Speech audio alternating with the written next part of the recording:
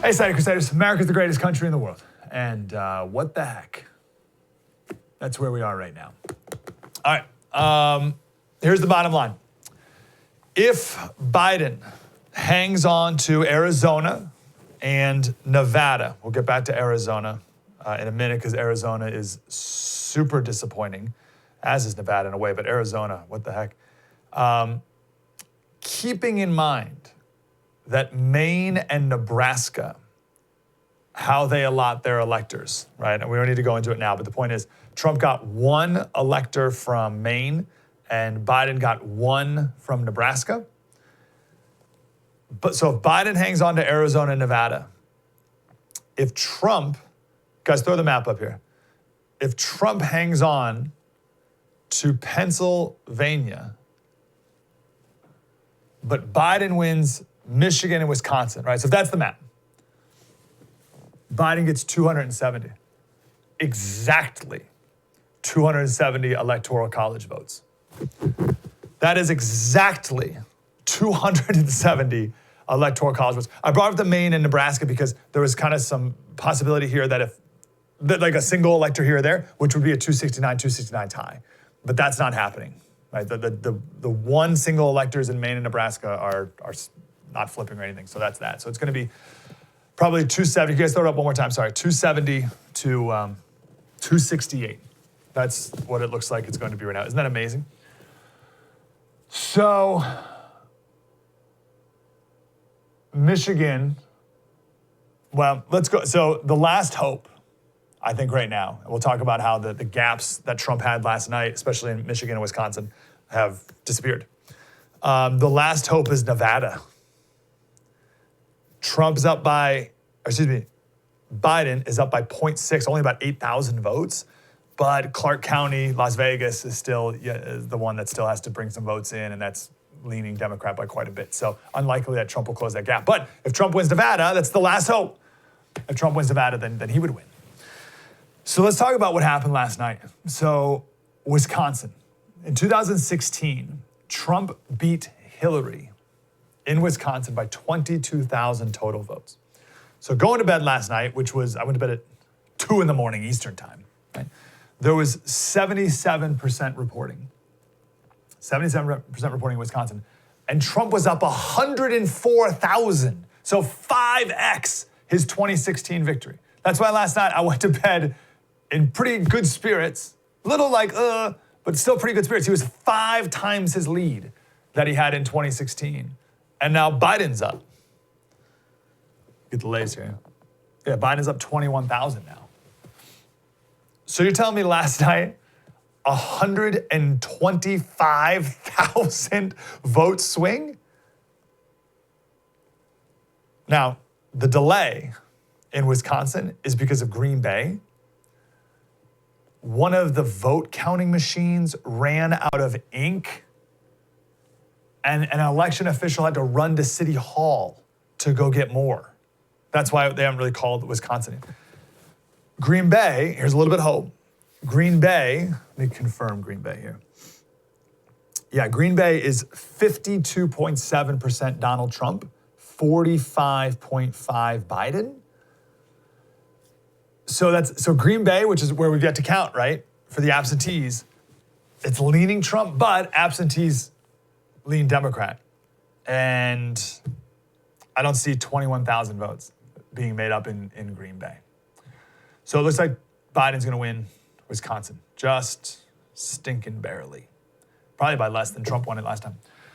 Michigan, this is the discouraging one. So Trump in 2016 won by 10,700 votes. That was the smallest win he had in the whole country. 10,700, that's nothing.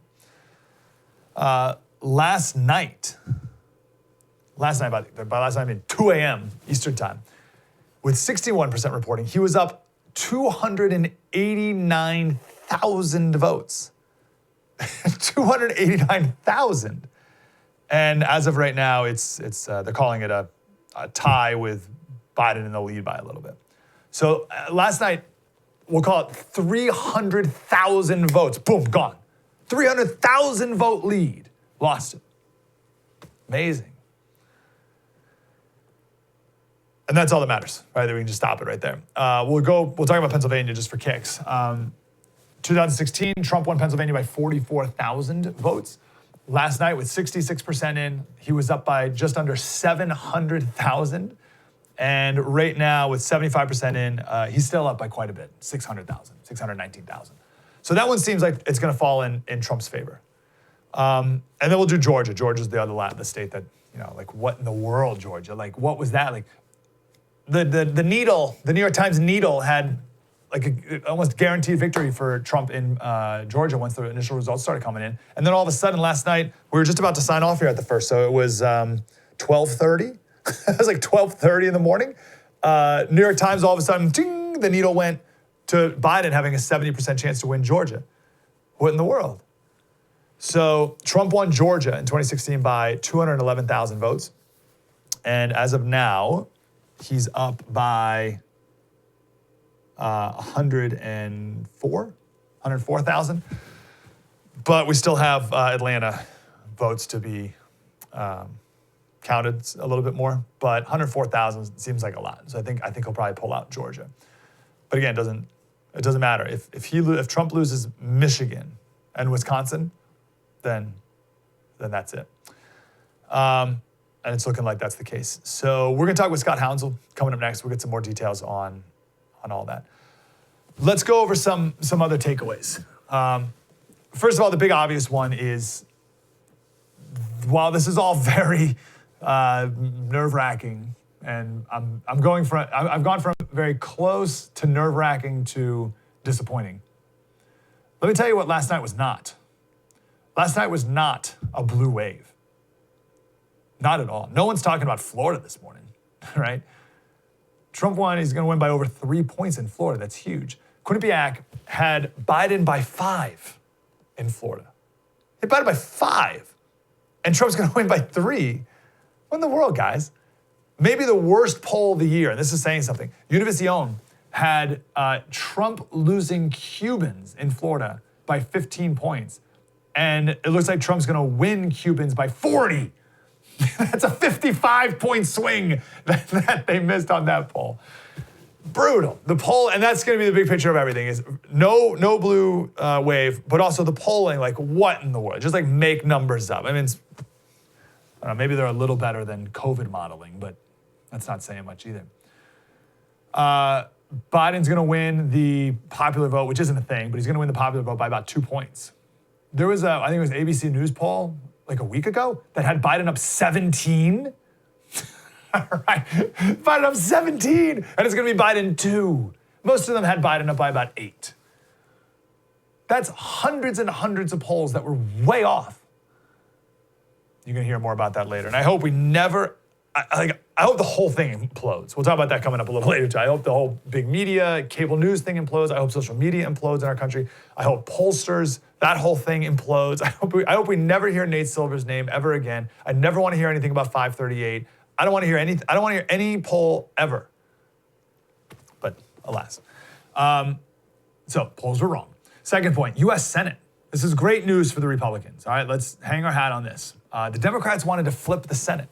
So again, Republicans had 53 senators, but one of the races was Alabama, which was held by a Democrat, but that was a crazy fluke because of Roy Moore or whatever. So Republicans had 54 senators, which means they could afford to lose 3 seats and still keep the majority. But Democrats wanted to pick up like 5 or 6. They won Colorado and Arizona. Democrats did. Purdue's up in Georgia. Even Susan Collins in Maine. Biden's going to win Maine, but Susan Collins, the Republican's going to keep her Senate seat, as we predicted last night. Tillis is up in North Carolina by a little more than Trump even is. The pipe dream from the left about taking out Lindsey Graham in South Carolina, that was a total joke. Graham's up 14 points. Joni Ernst won in Iowa by 6 points. The Montana Republican won by 7. Like, those weren't even close.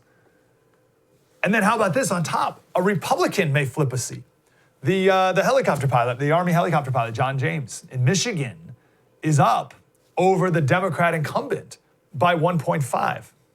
Now, actually, you know what? Let me say that. Let me see. So he's up now by 0.7. We'll hold off on calling that one. The point is, the Republicans may not only hold the Senate, but they may be down to, they may have 52 seats. They may drop from 54 to 52, maybe 51. So 51 to 52, 53, something like that. Point is, they're going to hold the Senate. And what a disaster for the Democrats that is. They spent so much money. They spent $90 million to try to beat Mitch McConnell. How did that go? Yeah, like 58 to 37. Like they $90 million to lose to Mitch McConnell. $108 million to lose to Lindsey Graham. $24 million they lost to Cornyn in Texas. $96 million in Maine they lost to Susan Collins.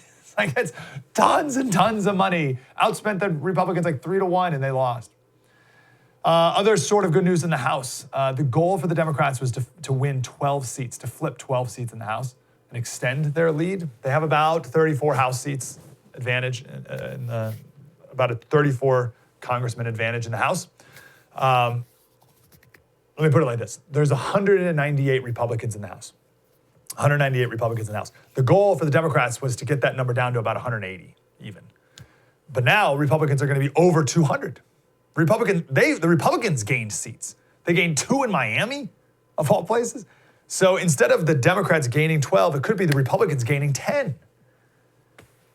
So Pelosi's got to be done now. This has to be the end of her. They have to throw her out of leadership. But Republicans are still going to be in the minority in the House. So if Biden wins, which is what I think is going to happen here, he will have a Republican Senate and a slight Democrat majority in the House. And that's gridlock, which is actually how it's supposed to work and not that bad. So there you go. We're going to talk to Scott Hounsell next, and we'll get into some more numbers from him, more insight. I don't know how doomsday you want to be right now. I mean, like, how long do you think Biden's even going to be the president for? And who's really going to be running the show there? Is Kamala going to be running the show? I don't even know if that's right. But we'll save that for another day here. We got the Supreme Court, at least, but even that, for how long? I'm grateful in my life, I have my family. I'm grateful in my life, I have God. And I'm grateful financially for making some smart investments in gold. And I have it. It's in my possession. I don't see the economy responding well to this. I don't know what you think. Like, so because it's a split, like it's a gridlock, maybe the tax increases won't be as crazy, right? Maybe not as much as the Democrats wanted, but the tax increases are coming. The spend is coming. We still got to pay for all the COVID spending. It's going to be a mess. I have gold, and you can buy gold. I recommend it. Things are going to get worse economically. It's the bottom line, and especially the value of the dollar. There's no doubt about that. So it's Patriot Gold Group. They're America's highest rated precious investment firm by Consumer Affairs, 4 years running, #1 gold IRA dealer, 5 stars, A+ Better Business Bureau. I mean, just go AAA from Business Consumer Alliance. Like all the awards, right? #1. They're absolutely #1. Give them a call, 1-800-798-4260. They've been super busy these last few weeks. I only imagine them getting even busier. Get some gold right now. And when you want to sell it back, no fees. Just sell it right back to them, no problem. Or you give it to your kids, keep it in the family forever. 1-800-798. If you bought gold, if you bought $10,000 worth of gold in 1972 or something like that, it'd be worth $500,000 today. So keep it in the family. But if you ever want to sell it back, no fees. 1-800-798-4260. 1-800-798-4260. Maybe you can make some money in this turmoil and at the very least secure your family's financial future, even in the midst of all of this. PatriotGoldGroup.com. Spread the word.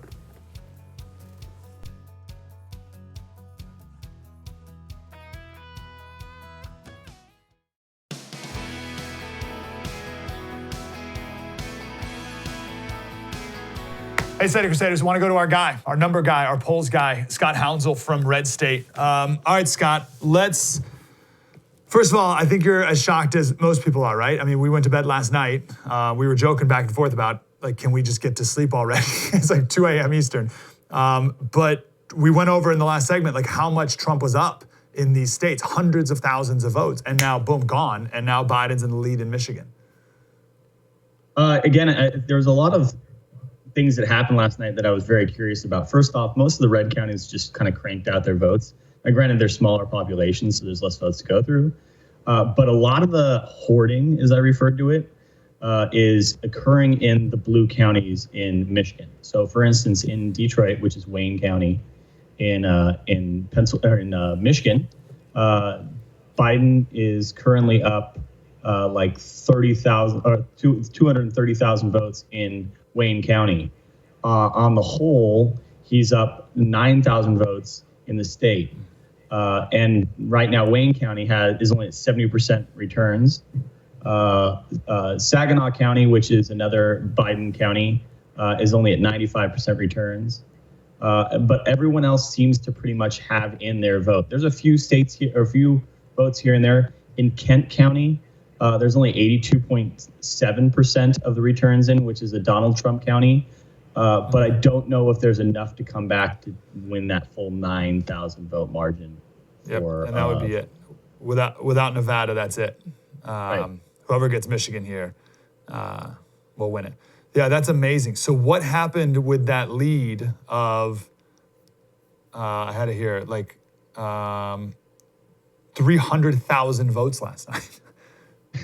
Again, this was what happened is that all the early all the rural counties, usually it's the opposite.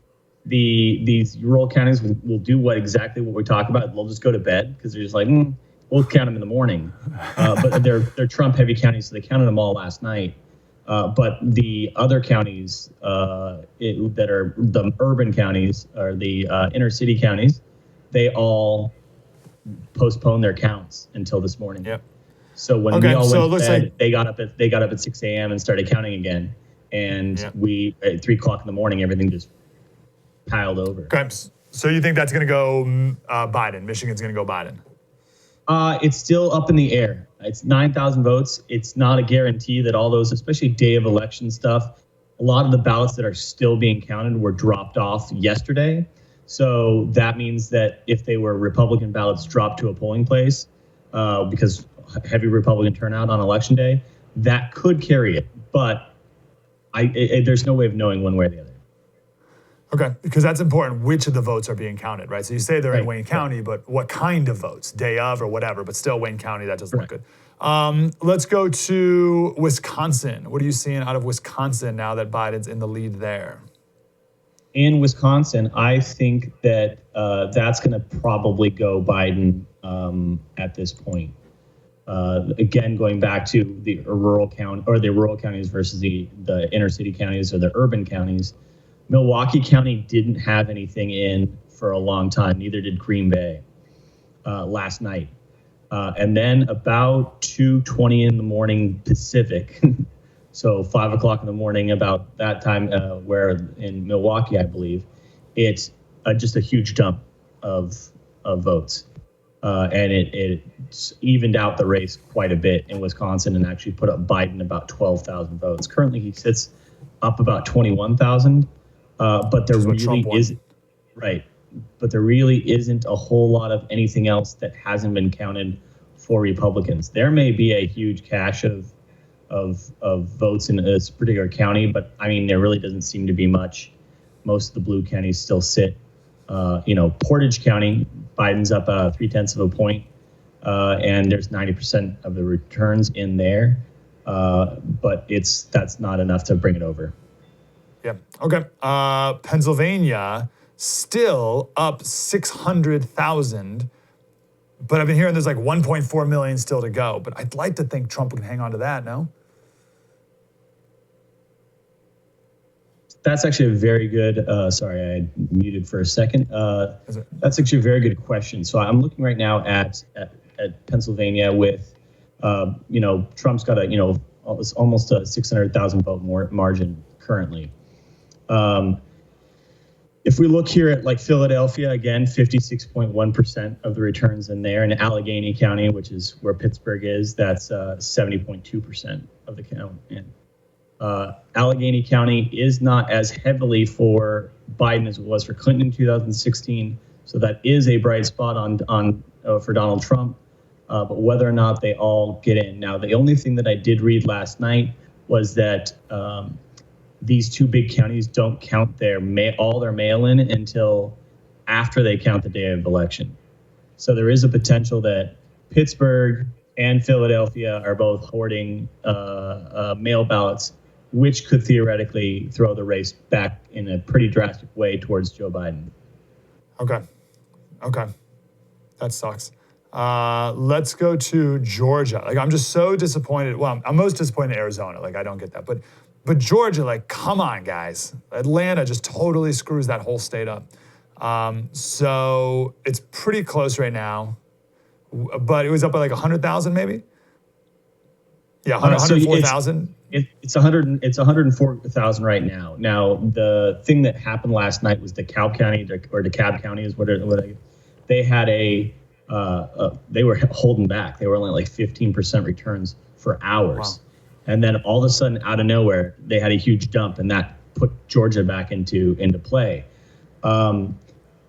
Again, I don't see how 8% of the vote remaining to count in the entire state. There are a lot of red counties still, ones at 80, 90%, 94%, 95, 88.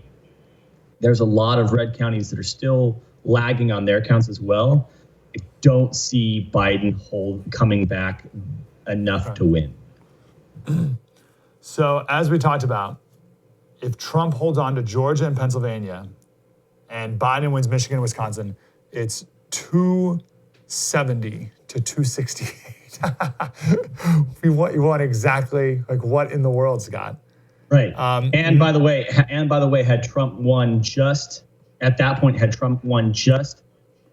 Nebraska 2, which is the one district in Nebraska that goes where that votes with its own electoral vote. If that had gone to Trump, we would be at 269, which would have been a tie, and Trump would have won then because Trump controls House delegations from different states, which is how they will vote. So this literally came down to one electoral vote. What is your other takeaway? Any other insightful thing you get from the numbers here? I genuinely believe that it's clear that mail ballots favor Democrats. Obviously, we've seen this. I think that they have a much better machine for collecting them or harvesting them, if you will. That until GOP gets on that train and starts turning out low propensity voters through mail balloting, we can expect to see repeats this at the midterm and again in 2024. Yeah, there's something we can talk about another day, but there's something about like conservatives want to vote the day of. There's just something about it, right? It's just the way we always do it. And sure, fine, but there's a lot of other people that we can get out early too. It's fine to have those people turn out. It's fine to have those people turn out on election day. They're going to vote anyway. They're high propensity voters. I'm talking about going to the 2 of 5s that have voted in 2 of the last 5, or 3 of 5s. If people are like lower propensity, might not be showing up, go get their ballot. Make sure that they're converted to mail ballot. Go get their ballot every year, or at least make sure that they're turning it in, or go push them to turn it in. Yeah, I think that until we start playing that game, it's over. So the other big story is, of course, these polls were way off, right? So Biden's going to win by maybe like 2-3 points nationwide. And ABC News had him up 17 last week or whatever. Usually most polls were like, 6 to 8 or something, Biden up. So they're way off, and they're way off across the country, and just insane. Florida had Biden 5, and Trump's going to win by 3, right? So everything's wrong. So my question for that is, first of all, do you have a why? I mean, there's a ton of reasons, but maybe a big picture why. But then do the campaigns have different, more accurate pollsters? Because if you're a campaign and you're paying for these polls that are that far off, like, that's total garbage. It's bad enough for us. We're not paying for it, but if you're paying for it, it's even worse, right? So the difference is that when you're identifying to a campaign, people are much more likely to be open. It's when it's a third party. Hey, who are you voting for? I don't feel comfortable talking about that. But if suddenly you got a phone call from the Trump campaign, oh, hey, it's Daniel from the Trump campaign. Oh, I want to talk to Daniel from the Trump campaign. Daniel, yeah, I'm voting for Trump. Oh, I'm so excited. So you're going to see a lot more excitement going towards the campaigns and towards the candidates than you will be going towards a pollster, especially after 2016. Interesting. So it's the anonymity on the who's asking the questions that causes people to be a little the shy Trump voter effect or whatever that you want to call it. Right. Again, I don't know who you are. I don't know what your plan is. I don't know if you're calling from Antifa and you're gonna spray paint my garage door. All they want to know is, so when suddenly it's like, hey, it's the Trump campaign. We're calling to make sure you're going to come out and vote. They're going to have that data. They're going to have that number. I genuinely wonder if Trump knows something we don't, and there may be some ballots in certain areas that are coming in. But I just don't think that that this idea that the polls were off by that much, yet Trump was as confident as he was. Oh, interesting. Okay. All right. Give me one more. We got 1 more minute. Give me one more takeaway. The other thing that is very interesting is that in certain states, there are Senate candidates that are outperforming Trump in ways that are very surprising. In Georgia, Purdue outperformed Trump. In Maine, Susan Collins, it looks like she's about to hang on, which is great. But John James in Michigan, there is a small chance that you'll end up with Senator John James and President Biden out of Michigan, which is I that's one thing I was blown away with. I had James underperforming Trump in Michigan, and so that's very exciting, very surprising. And probably the biggest thing that I think is there is Arizona. Arizona went hardcore blue, and that's pretty shocking to me in a lot of ways. Yeah, I mean, when I was doing the war gaming it, I put Arizona red, and then all I need is Arizona, all I need is Nevada. He just didn't want anything, just one other thing, right? And he would have won it. Minnesota, of course. And don't be so surprised that doesn't happen in the coming days. That there may be additional ballots counted here or there, or like in Nebraska too, or something. There's still a lot of potential out there. There's still a lot of things that can happen. It could slide Biden more. It could slide back to Trump. But if one state at this point flips, that's the game.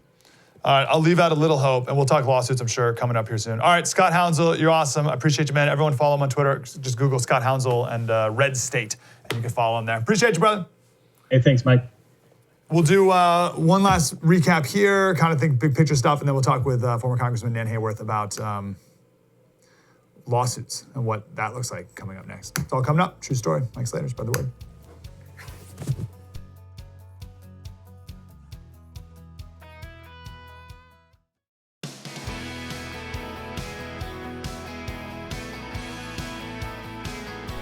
Hey, Slater Crusaders. So anyway, a little down. Let's move into not conspiratorial. I'm not there yet. I might be able to be talked into that, but I'm not there now. Let's just stay in cynical land. Someone wrote on Twitter, they said, the same people who spent 4 years showing us that they believe Trump is an existential threat to democracy and for life on Earth now want us to believe that nobody would ever fudge the numbers or cheat in order to deny him a victory. No one would ever, sure, he's worse than Hitler. Absolutely worse than Hitler in every way, but we would never cross that line. And she put that out there and people were, whatever. And she said, these pundits are aghast at the talk of possible cheating. Right? The same folks who urge that Trump is so evil that we need to form truth and reconciliation commissions to root out anyone who ever supported him. But cheat to get rid of him? You're being delusional. It indeed seems interesting that Trump was so far ahead last night. And it's, he lost almost all of those today. I feel like we're going to get a lot of stories today about ballots that were found here, ballots there, voting machines not working in certain areas and in others, and ballots arriving without being postmarked in Pennsylvania and crazy stuff like that. That has to be coming. Now, did that make a difference? Did that swing it? I don't know. The courts will decide. I think that was Donald Trump's point last night. This is the speech he gave at 2 a.m. Eastern. I said, what happened to the election? It's off. And we have all these announcers saying, what happened? And then they said, because you know what happened? They knew they couldn't win, so they said, let's go to court. And did I predict this, Newt? Did I say this? I've been saying this from the day I heard they were going to send out tens of millions of ballots. I said exactly, because either they were going to win, or if they didn't win, they'll take us to court. So Florida was a tremendous victory, 377,000. Texas, as we said. Ohio, think of this. Ohio, a tremendous state, a big state. I love Ohio. We won by 8.1%, 461. Think of it. Almost 500,000 votes. North Carolina, big victory with North Carolina. And so we won there. We lead by 76,000 votes with almost nothing left. And all of a sudden, everything just stopped. This is a fraud on the American public. This is an embarrassment to our country. We were getting ready to win this election. Frankly, we did win this election. We did win this election. So our goal now is to ensure the integrity for the good of this nation. This is a very big moment. This is a major fraud in our nation. We want the law to be used in a proper manner. So we'll be going to the U.S. Supreme Court. We want all voting to stop. We don't want them to find any ballots at 4 o'clock in the morning and add them to the list, okay? It's a very sad moment. To me, this is a very sad moment, and we will win this, and as far as I'm concerned, we already have won it. So I just want to thank you. Scott Adams says, even the looters don't know what to do now.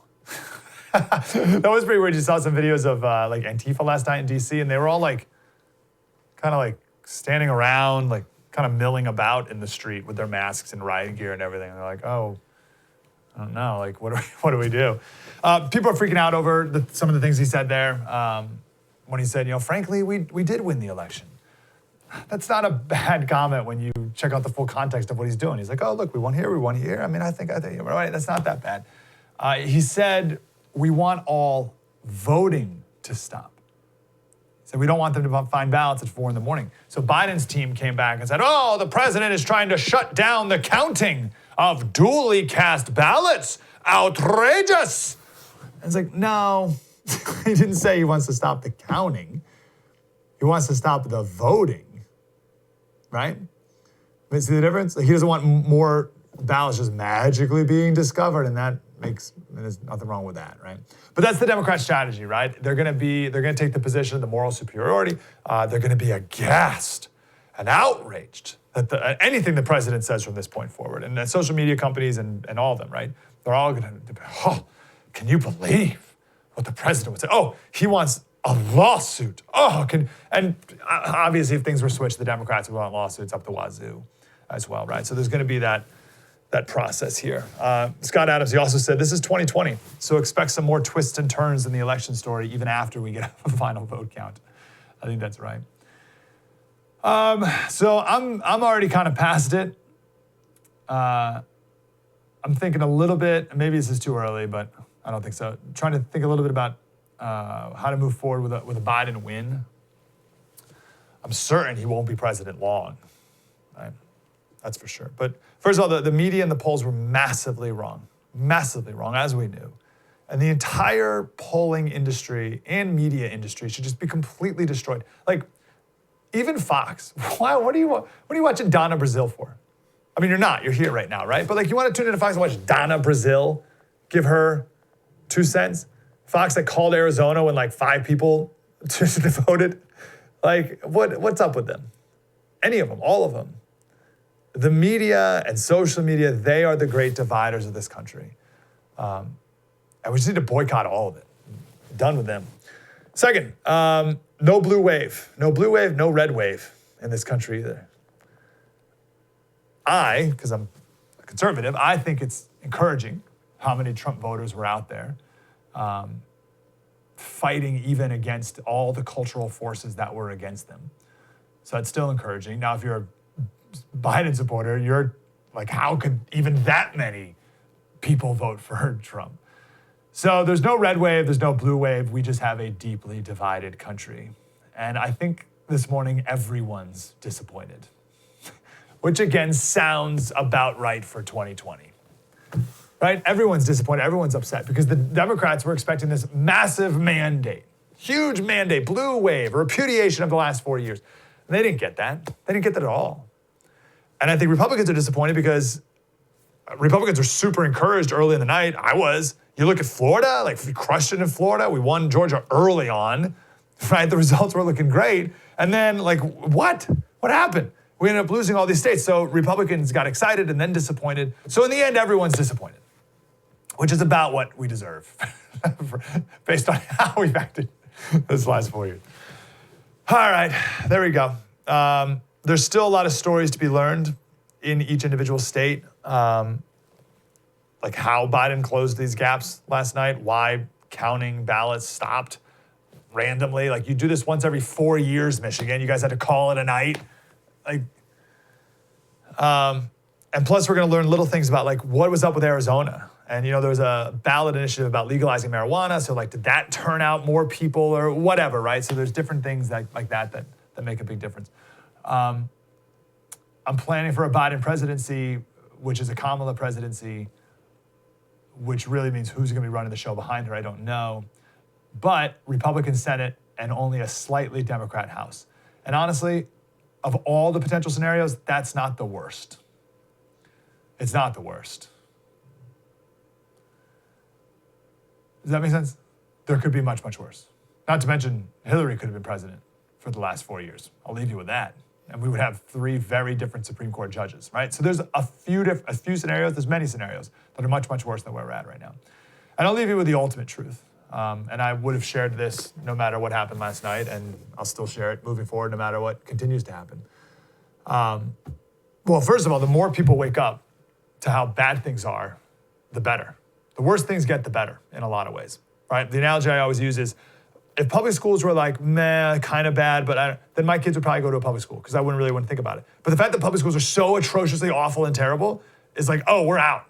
And we're done, do whatever it takes to go send our kids to a proper private Christian school, right? So like when things are bad, they can get better. It wakes us up. That's good. But also a psalm from David, Psalm 145:2.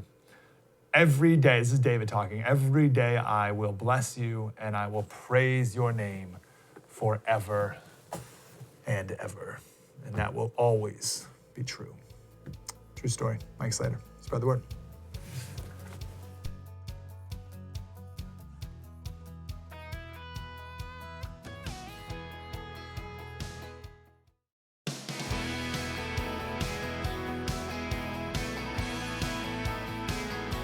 Hey, Slater Crusaders, just got word that Nevada is not going to announce any more results until Thursday at noon Eastern. They're going to wait a whole nother day before they announce any results. And now, again, if Trump was able to pull out Nevada, he's down by 0.6 right now. It's down by 8,000 votes. Clark County still to be fully counted, which isn't great for him. But if he wins Nevada, then he would win the presidency. I guarantee you the casinos would not take 2 days to count the ballots, but for whatever reason, they can't figure out in Nevada. What the heck? Nan Hayworth is here. She's a former congresswoman, doctor from New York was her district. Nan, how are you? I'm great, Mike. I'm, ready to. This is not the end. It is just the beginning, Mike. As always, it always is. So my assessment is Biden's going to win the White House here probably, but Republicans are going to keep the Senate by a pretty good margin, and they picked up seats in the House, which is wild. The Democrats were not thinking that. No red wave, but no blue wave either. No. Where are we, Nan? What are you seeing? Well, Mike, I'm seeing a lot of litigation coming up, and I think we have to do it, Mike. I think the left. And it is there is a concerted project. There's no question by media, academia, big tech, to thwart and silence conservatives. And in so doing, they may not, some of them do envision that they will overturn our constitutional republic. There is Marxism out there. And I don't mean to sound apocalyptic, but it's just a fact. And then there's just a lot of naivete surrounding, so-called liberalism and what it actually means, what the consequences are. So I think we do need to fight this. I think we need to take this to the courts. I think we need to fight for ballot integrity. We need to educate the American public about what that means and what's at stake. And here's what I find very interesting. The state of Florida, which, as you know, Mike, is a populous state, and it has a great governor, Ron DeSantis, a Republican.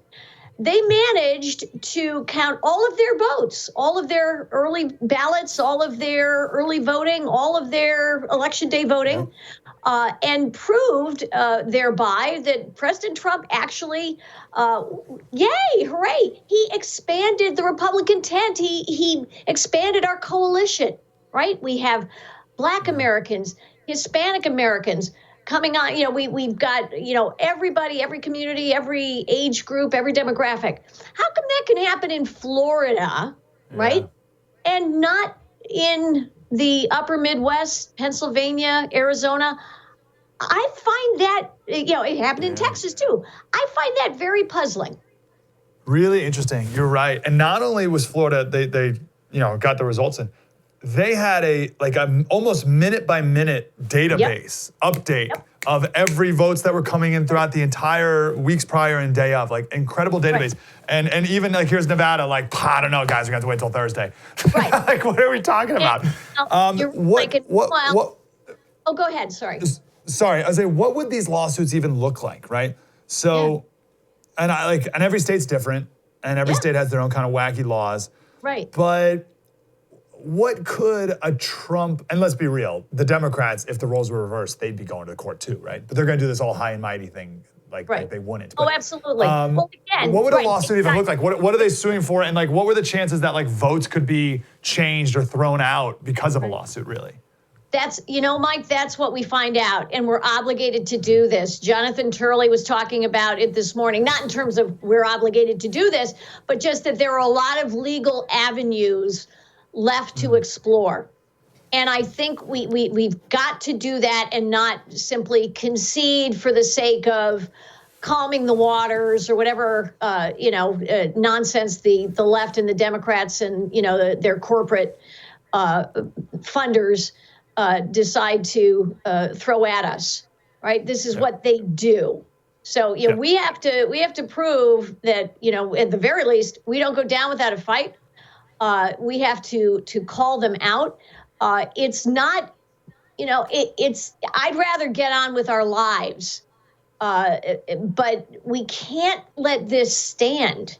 I think the Democrats stole a lot of seats in California, and they stole at least one congressional seat in Arizona in 2018 because they kept finding ballots. This is insane. And unless we fight for ballot integrity, I don't know how we go forward. Yeah, and we don't want to drag this out. As your point was, it'd be great if we just knew right now, in Florida, whatever the result is, let's just do it. We're not trying to drag it out for dragging it out's sake. What do you think about, looking at the House, I think the Democrats were planning on winning 10 seats, flipping 10 seats, and it turns out it's going to be the other way around, right? It's Republicans flipped a bunch. So you were in the House. Nancy Pelosi has to go, right? I mean, that's quite a rebuke on her leadership, no? Or am I reading into that? No, I think it is. I think you could definitely put it that way. How do you interpret that? If Republicans gained seats? Yeah, you know what? My congressional elections are basically where local politics meets national politics. So sometimes it's, distinctly more local issues or frustrations that play into these elections. New Yorkers, I think we flipped at least one seat. Yes.